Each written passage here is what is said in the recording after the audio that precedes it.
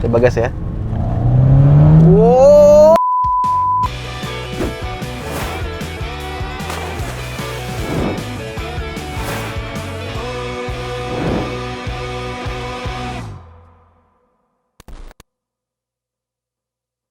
Halo semuanya, kembali lagi di Vlog Arif, dan kali ini kita akan membahas sebuah mobil yang gua suka sekali. Iya, jadi kalau kalian udah lihat-lihat video sebelumnya ya tentang Mercedes-Benz W204 atau C-Class, yang seri ini tuh gue paling suka. Kenapa? Karena desainnya cukup timeless ya. Ini udah mundur 2 generasi karena sekarang udah keluar W206.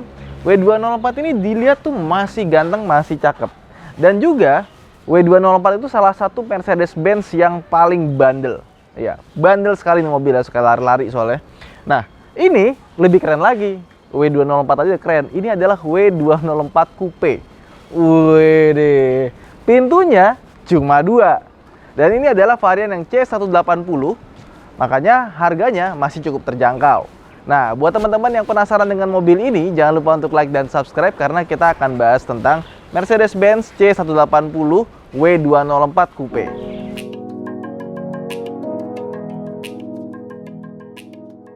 Jadi mobil ini masuk ke Indonesia hanya 28 unit saja.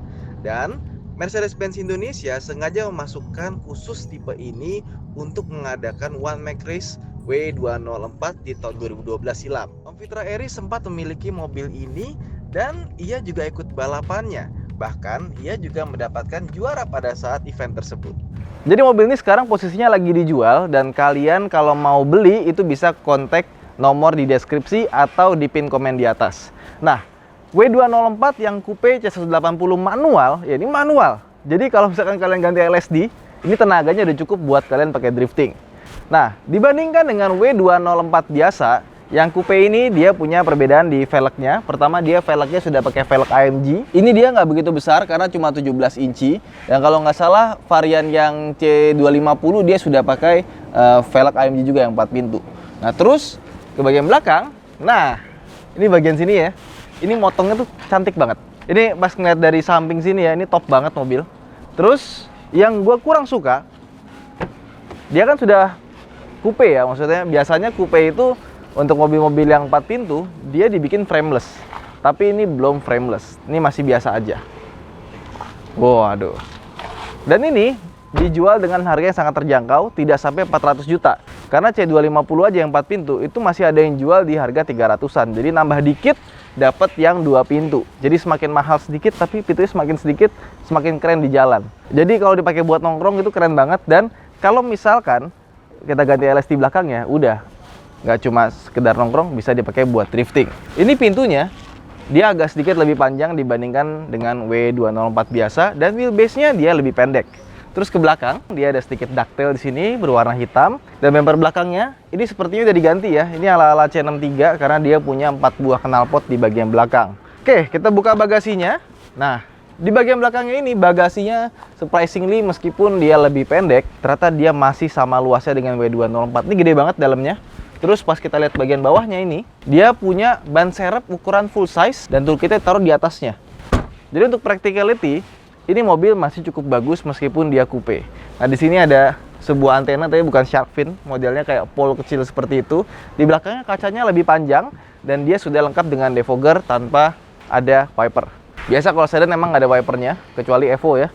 Kita ke depan yuk. Lampu depannya, ini dia masih pakai yang model C180, bukan yang C200. Kalau C200 itu dia punya proyektor, ini masih yang biasa. Grillnya seperti ini dengan logo 3-pointed stars-nya yang besar sekali. Nah, di sini juga kita dapat ini nih. Ini washer buat headlamp depan. Dan ini mobil stance-nya bagus ya, pendek. Gue suka ngeliatnya. Jadi kalau misalkan kita berdiri sini, dia cuma sepinggang kurang bawah. Nah, terus di sini dia ada lip depan. Ini sebenarnya asik banget kalau kita beli body kit C63 yang coupe. Itu banyak sih dijual di luar negeri gitu ya, bisa dibawa ke sini. Kalau kalian mau, mungkin bisa order di Alternate Parts, cuma mungkin inden. Terus untuk atapnya, dia punya list kaca sampai ke belakang itu warnanya hitam. Unik, biasanya sewarna body, ini dibikin warnanya hitam. Kesannya jadi lebih tegas sih. Jadi di bagian sini sama list kaca itu warnanya hitam. Biasanya kan beberapa mobil dikasih warna chrome ya. Tapi entah kenapa gue lebih suka pakai hitam seperti ini. Jadi lebih gagah gitu. Sekarang kita masuk ke dalam yuk. Masuk ke dalam, ini bentuknya kurang lebih sama seperti W204 pada umumnya. Hanya saja ini udah dimodifikasi sedikit. Di bagian sininya tuh dikasih motif-motif karbon. Ini stiker sih. Dari sini ke sini karbon semua. Terus ini kursi kita buka ya. Nah, pas kita buka baru kelihatan dia kursinya beda. Bagian luarnya ini dia pakai kulit dan tengahnya dia pakai fabric seperti ini. Terus sama seperti C180 yang bekas taksi kemarin kita coba ya.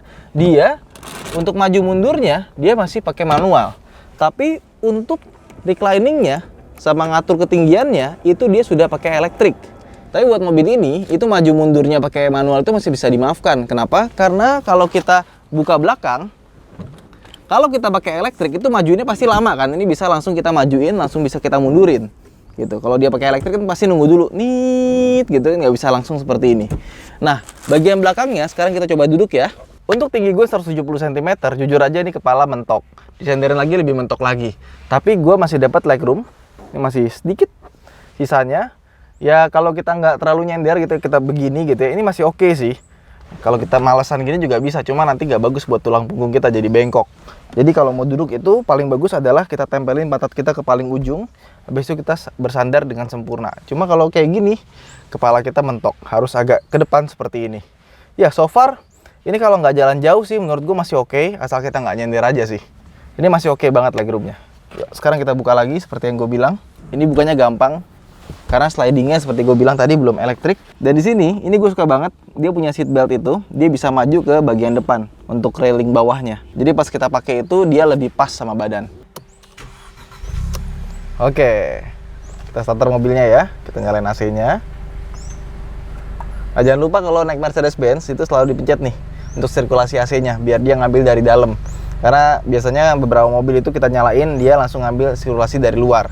Nah, interiornya ini masih sama persis dengan W204, cuma ini agak kedengeran suara knalpot karena knalpotnya belakangnya udah diganti kan. Kalau misalnya kita tutup pintunya, itu suaranya sudah hilang harusnya. Oke, nah ini sama persis seperti W204 dan kursinya ini lebih sporty ya karena side supportnya ini lebih berasa. Terus untuk sandarannya itu agak lebih ke belakang, mungkin buat yang pakai helm kali ya, pas lagi nyetir, pas lagi balapan gitu misalnya. Nah ini setirnya juga sama, dia bisa tilt dan teleskopik. Dan mobil ini sudah jalan sekitar 34.661 km. Nah sekarang mungkin pertanyaannya berapa pajaknya ya per tahun. Pajaknya per tahun itu cuma 6,8 juta, tidak semahal yang gua kira, meskipun ini sudah masuk ke kategori coupe. Jadi ini cukup unik ya, karena mobil ini dari 2012 sampai 2019 itu kondisinya masih off the road. Baru on the road tuh tahun 2019 registrasinya. Kok bisa ya? Iya, gue baru nemu kayak gini. Gue pikir Lexus gue tuh paling aneh. Tahun pembuatan 2011, registrasinya 2016 tuh Lexus. Ini semuanya masih sama, nggak ada bedanya. Ini semua storage, tombol-tombol, itu semuanya sama dengan W204 yang kita kenal. Even sampai ke bagian Mercedes-Benz Command-nya ini semuanya masih sama. Dan buat teman-teman mungkin nanya gitu, apa benar mobil ini bisa dipakai drifting? Bisa, tenaganya cukup kok, 156 horsepower dan torsinya 250 Nm, apalagi dia sudah pakai manual. Dan transmisi manualnya ini buat ganti gigi tuh lumayan enak ya. Meskipun dia nggak yang short throw, dia masih agak panjang dari 1 ke 2-nya, ke 3, ke 4 tuh masih agak panjang, tapi smooth, gampang dan halus. Koplingnya nggak seenteng itu, masih masuk kategori enteng tapi nggak enteng banget. Cuma sayang yang gua nggak suka dari mobil ini adalah rem tangannya itu nggak ada di sini, bagian sini itu nggak ada, adanya di kaki. Dan ngerilisnya kita lewat sebelah kanan sini seperti W204 pada umumnya. Jadi kalau kita mau drifting, mau mulai start dari handbrake turn gitu ya, nggak bisa. Masa pakai kaki, cit terus gitu. Aneh aja sih. Sayangnya di situ aja sih. Sayangnya handbrake-nya kenapa nggak ditaruh di sini? Harusnya namanya parking brake ya, bukan handbrake ya. Kalau handbrake kan pakai tangan. Oke, terus sisanya semuanya masih sama.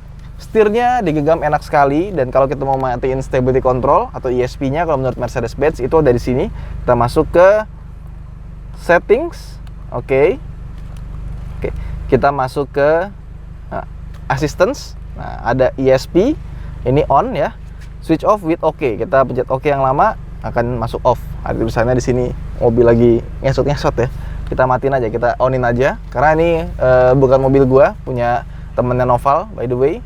Sisanya sih nggak ada yang aneh ya, sama seperti W204 pada umumnya, paling atapnya aja beda, sama karena usia biasa mobil-mobil Eropa ini dia suka udah mulai lepas gitu lemnya. Ini kan harusnya nempelnya sempurna nih, ini mulai agak lepas.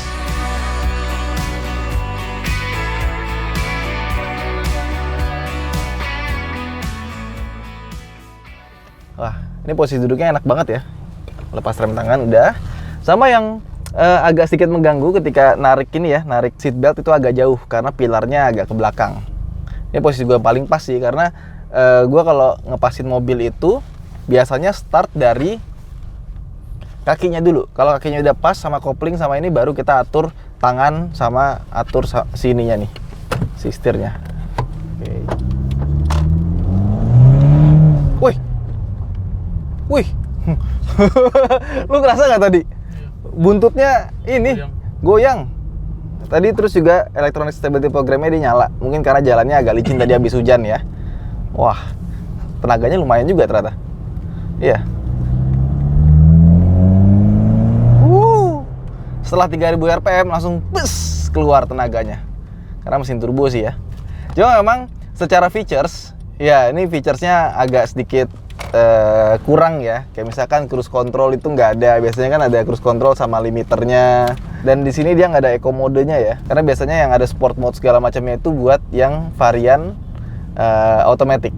Karena dia transmission response-nya juga. Sedangkan yang manual biasanya nggak ada gitu. W204 itu adalah Mercedes-Benz yang ukurannya cukup kompak, nggak seperti W205, tapi interiornya dia cukup lega. Ini shock breaker-nya juga rasanya lembut ya. Tadi lewatin lubang, lewatin polis tidur, ya khas W204. Pedal-pedalnya enak posisinya ya. Dia cukup rapet dan agak sedikit miring ke kanan. Dan ciri khas Mercedes-Benz itu dia setir sama kursinya itu nggak lurus gitu. Dia agak sedikit ke kiri. Setirnya agak beda gitu, nggak lurus, tapi nyaman-nyaman aja dipakainya. Dan kalau kalian nggak merhatiin secara detail, itu nggak berasa bahwa ini setirnya agak sedikit ngiri. Tombol-tombol audio di setir juga oke, nggak ada masalah. Dia belum pakai push start stop engine button, masih model key yang diputar seperti ini. Dan terus peredaman kabin ini juga oke. Suara knalpotnya yang udah diganti itu nggak akan kalian rasakan ketika kalian jalan di RPM di bawah 2500. Di atas 2500 itu baru berasa dan suaranya merdu sih, nggak yang cempreng. Gue lupa itu pakai knalpot apa tadi mereknya ya. Nanti gue cek lagi ya, gue taruh di deskripsi di bawah. Nah sama dia di sini dia nggak ada sunroofnya. Kalau nggak salah yang versi otomatiknya dia pakai sunroof di sini. Ya plus minus sih, karena kalau dia pakai sunroof itu pasti kan bebannya dia pasti nambah. Terus bagaimana dengan steering feel-nya? Buat gue steering feel-nya rasanya oke, masih sama seperti yang versi sedan. Jadi kalau kita naik yang sedannya sama yang naik versi coupe-nya, ini steeringnya itu nggak ada perbedaan rasanya, masih sama. Cuma pas kita tadi muter balik, ya radius putarnya beda. Ini lebih bagus karena dia lebih pendek wheelbase-nya. Begitu pula dengan konsumsi bahan bakarnya juga masih irit, enak dipakai harian. Cuma kalau kalian sukanya yang matic, nggak suka pakai kopling, ya itu mungkin jadi konsiderasi ya. Tapi kalau misalkan kalian butuh mobil lucu yang bisa dipakai harian, praktis, nyaman, dan kalian pengen oprek-aprek dikit gitu ya, ini bisa jadi bahan yang oke banget sih kalau menurut gue. Ya, jadi itu aja video kita tentang Mercedes-Benz W204 Coupe. Buat teman-teman yang tertarik dengan mobil ini bisa langsung hubungi nomor-nomor di bawah. Terima kasih, sampai jumpa di vlog berikutnya. Jangan lupa untuk like dan subscribe. Bye!